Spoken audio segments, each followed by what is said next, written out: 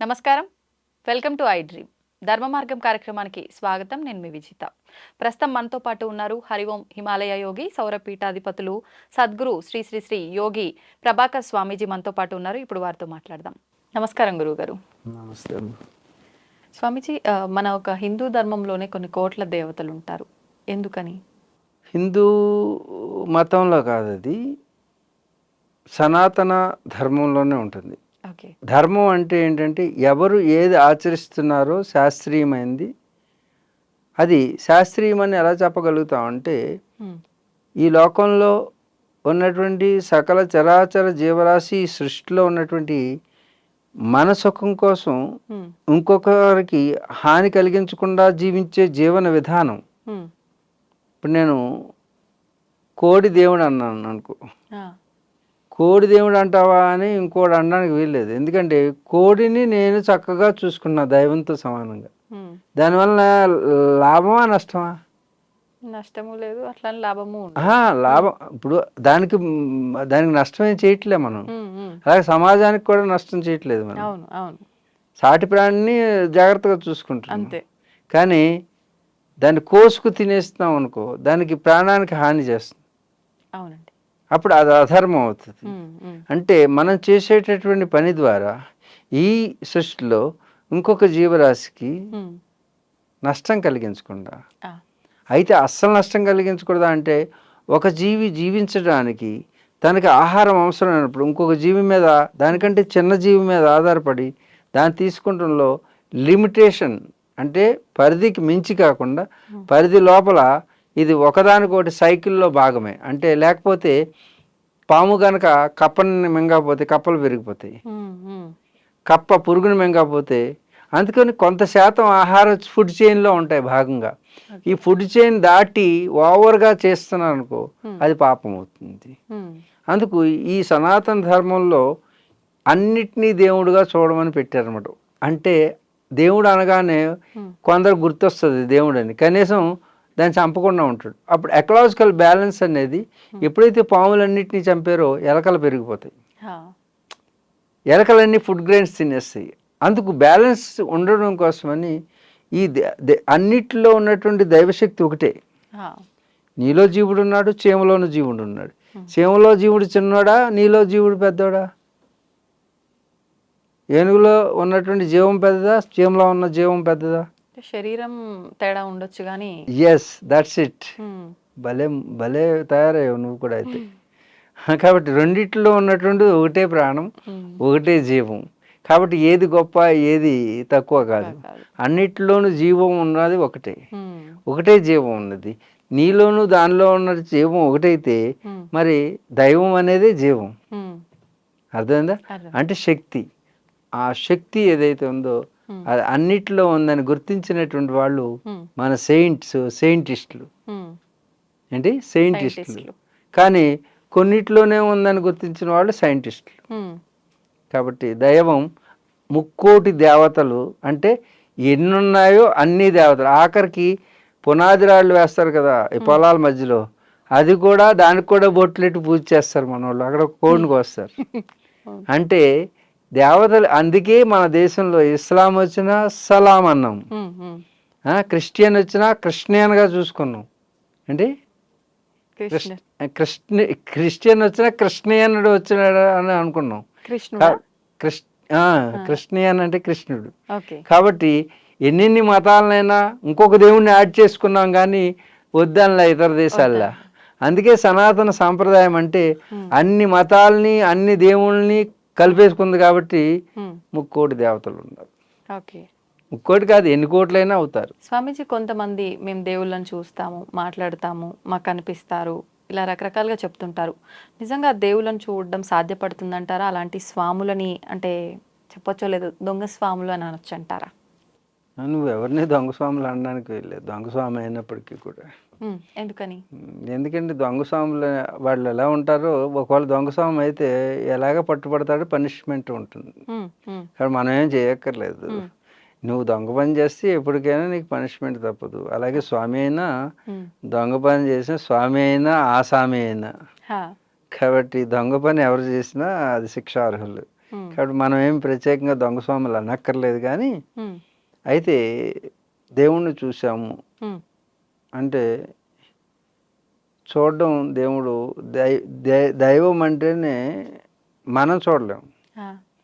ఒకవేళ ఏ దైవశక్తి అయినా ఫిజికల్ బాడీ ధారణ చేస్తే చూడగలుగుతాం. ఎందుకంటే ఈ కళ్ళు అనేవి చర్మచక్షువులు అంటారు. అంటే ఫిజికల్ ఐస్. ఇవి ఫిజికల్ ఐస్ ఎటర్నల్గా ఉన్న ఫోర్స్ని చూడలేవు. అంటే కాంతి, ఇప్పుడు మనకు రిమోట్ ఉంది, రిమోట్ ఇలా అనగానే అవతల ఛానల్ మారుతుంది. మధ్యలో ఈ రిమోట్ నుంచి ఏమి వెళ్తుంది కనపడుతుందా మనకి? మరి రిమోట్లోంచి వెళ్ళి దాన్ని మార్చేటటువంటి శక్తి ఏదో అదే మనం చూడలేకపోతున్నామే. వీటన్నిటికంటే గొప్పదైనటువంటి దైవశక్తిని చూసి దైవంగా చూసినటువంటి వాళ్ళు ఉన్నారా అంటే లేరు.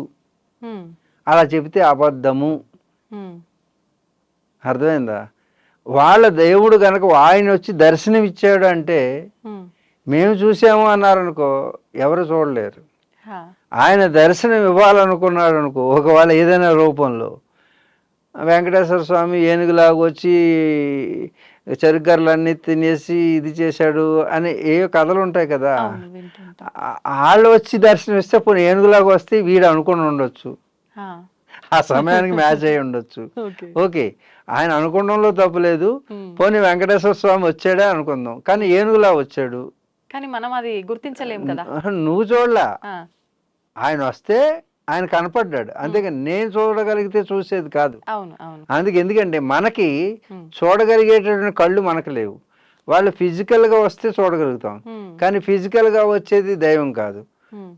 మరి దైవం కాకపోతే ఎలా చూస్తామని అంటే, ఆ దైవశక్తి వాళ్ళకి కామరూపులు అంటారు. అంటే వాళ్ళు ఏది అనుకుంటే ఆ రూపాన్ని ధారణ చేయగలరు. అందుకు వాళ్ళు చూపించాలి నీకు అనుకుంటే చూస్తారు, వేరు చూడలేరు. వాళ్ళు దర్శనం ఇస్తారు, అందుకు దాన్ని దర్శనం అంటారు. చూపు వేరు, దృష్టి వేరు, దర్శనం వేరు. అర్థం? చూపు అనేది ఫిజికల్, దృష్టి అనేది సైకలాజికల్, మానసికం, దర్శనం అనేది ఆధ్యాత్మికం. అది ఆత్మ సంబంధమైనటువంటి విషయం. కాబట్టి ఇప్పుడు ఈ కలియుగంలో ఎవరైనా చూశారు, ఏ మాతాజీ అని చూసిందంటే వ్యాపారం చేయడానికి అలా తెలుసుకోండి. వాళ్ళు నిజమైన స్వామీజీలు కాదు, దొంగ స్వామీజీలు అనకండి, నిజమైన స్వామీజీలు కాదు, నిజమైన మాతాజీలు కాదు, వ్యాపార వస్తువులు. భక్తి అనేటటువంటి వ్యాపారం చేయడానికి, మీ నమ్మకాన్ని అమ్మకాన్ని చేయడానికి చూస్తున్న వాళ్ళు కింద స్క్రోలింగ్ ఇస్తుంటారు. అది దొంగ స్వామీజీలు ఎప్పుడు ఏం చేస్తుంటారు, 4-5 నెంబర్ల స్క్రోలింగ్ ఇస్తారు. నువ్వన్నట్టు దొంగ స్వామీజీలు అనకూడదు, కానీ నిజమైన స్వామీజీలు ఎప్పుడూ కూడా ఎవరి నుంచి ఏది ఆశించరు. ఆశించిన వాడు శాసించలేడు, శాస్త్రాన్ని అవగాహన చేసుకోలేడు. కాబట్టి ఎలాంటి ఆశ లేనివాడు వాడు త్యాగం చేయగలిగిన వాడు. త్యాగేయ నైక అమృతత్వ మానసు అని ఉపనిషత్తు చెప్తుంది. ఏదైనా ఇచ్చేవాడై ఉంటాడు, కానీ తీసుకునేవాడి చెయ్యి ఎలా ఉంటుంది, ఇచ్చేవాడి చెయ్యి ఎలా ఉంటుంది. కాబట్టి ఇచ్చేవాడి చేతిలో ఏది పెట్టినా కిందకి వెళ్ళిపోతుంది, తీసుకునేవాడి చేతిలో ఏది పెట్టినా కిందకి వెళ్ళిపోతుంది. ఏంటి, రెండు కిందకి వెళ్తుంది. కానీ ఇక్కడ పెట్టింది కిందకి వెళ్తుంది, ఇక్కడ పెట్టించుకున్న వాడి చెయ్యి కిందకి వెళ్తుంది. అందుకే ఎవరైనా అభయహస్తం ఇవ్వాలనుకుంటే వాడి చెయ్యి ఇలాగే ఉండాలి, ఇలా ఉండకూడదు. ఎక్కడైనా ఎప్పుడైనా ఏ రూపంలోనైనా, హోమ రూపంలోనైనా, యజ్ఞ రూపంలోనైనా ఏవైనా తీసుకుంటున్నారంటే వాళ్ళని నమ్మాల్సిన అవసరం లేదు. వాళ్ళ దగ్గర ఎటువంటి శక్తులు ఉండు, కేవలం వేషధారణ తప్పితే, వేషధారణ భాషధారణ. కాబట్టి ఎటువంటి వాటిని సనాతన ధర్మంలో వీళ్ళు కొంత చేటు తీస్తున్నారు, సనాతన ధర్మం మీద విశ్వాసం పోయేటట్టు చేస్తున్నారు. రాబోయే తరాలకి ఇవన్నీ నమ్మశక్యంగా లేవు అనేటటువంటి విధంగా దయచేసి అలాంటి వారు ఎవరైనా ఉంటే సమాజంలో దయచేసి అలాంటి పనులు చేయకండి.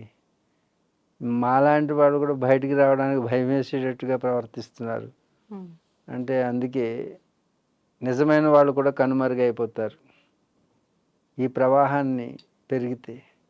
కాబట్టి సనాతన ధర్మ వారధులుగా, సారథులుగా, భక్తులుగా వెళ్ళేటువంటి వాళ్ళు కూడా గుర్తించి ఎవరు సరైన వారో, ఏది సరైన సాధనో, సాధన పేరుతో ఈ మధ్యన కొండల్ని అని రకరకాలైనటువంటివి, ఏ నిజమైన గురువు కూడా సాధనని ఇలా కెమెరాల ముందు చెప్పరు, ఉమ్, ఆన్ స్క్రీన్ చెప్పరు. నిజమైనటువంటి వారు తద్విద్ధి ప్రణిపాతేన పరిప్రశ్నేయ సేవయ, గురువుని సేవిస్తేనే ఏదైనా రహస్యం చెప్తారు. ఉమ్, అంతేగాని ఈ టీవీలో కూర్చుని అమ్ముకుంటాం వ్యాపారం అది. ఆ, టీవీలో కూర్చుని 2000కి ఇది చెబుతాను, ఆ, 1000కి ఆన్లైన్ కోర్సు, ఇది గొట్టాల ద్వారా చెప్పేది కాదు. కాబట్టి ఏ ధార్మికమైనటువంటి శక్తి కలిగినటువంటి వారైనా వారిని ఆశ్రయించి శ్రద్ధాభక్తులు ఎన్నో పరీక్షలు చేస్తారు. అన్ని పరీక్షలు అయిన తర్వాత దానికి నిలబడితే ఒక్క చిన్న రహస్యం చెప్తారు. ఓకే. అప్పటి వరకు నిజమైన గురువులు, నిజమైనటువంటి సాధకులు, ఉమ్, నిజమైన స్వామీజీలు సరైనటువంటి ఉమ్, మార్గాన్ని చూపించాలంటే వాళ్ళు శక్తిపరులు, యుక్తిపరులు అయి ఉండాలి, ఉమ్, సాధకులు అయి ఉండాలి, సాధనతో అనుభవం పొందిన వారై ఉండాలి. ఆ, మరి 40 సంవత్సరాల సాధన అయితేనే కానీ ఇలాంటి బోధనే చేయలేకపోతున్నాం. కాబట్టి షార్ట్ కట్లో ఏది పొందలేం. ఉమ్, సక్సెస్ అనేటటువంటిది షార్ట్ కట్ లేదు సక్సెస్కి. ఒకవేళ సక్సెస్ని షార్ట్ కట్లో చూడాలంటే మన జీవితానికి షార్ట్ కట్లు పడతాయి. ఆ, కాబట్టి ఒక బిడ్డను కనాలంటే 9 నెలలు ఆగాల్సిందే, ఓకే. 9 మాసాలు మోయాల్సిందే. మరి భగవంతుడినే కనాలంటే ఉమ్, ఉమ్, ఇక ఆలోచించండి. ఉమ్, కాబట్టి అలాంటి వేషధారణ, భాషధారణ ద్వారా నిర్ణయించలేము స్వామిత్వాన్ని. ఉమ్. హరి ఓం తత్సత్. శుభం. నిజంగా చాలా మంచి విషయాలు తెలియజేశారు స్వామీజీ. ఆ, చాలా సంతోషంగా ఉంది మిమ్మల్ని కలిసినందుకు, మీ ద్వారా చాలా మంచి విషయాలు తెలుసుకున్నందుకు. ధన్యవాదాలు. సర్వం శ్రీ సూర్యనారాయణ పరబ్రహ్మార్పణమస్తు. ఓం శాంతి శాంతి శాంతి. హరి ఓం తత్సత్. సమస్తలోకా సుఖినో భవంతు, సమస్తలోకా సుఖినో భవంతు, సమస్తలోకా చరాచర శ్రేయో భవంతు. ఓం శ్రీ గురుభ్యో నమః. హరి ఓం.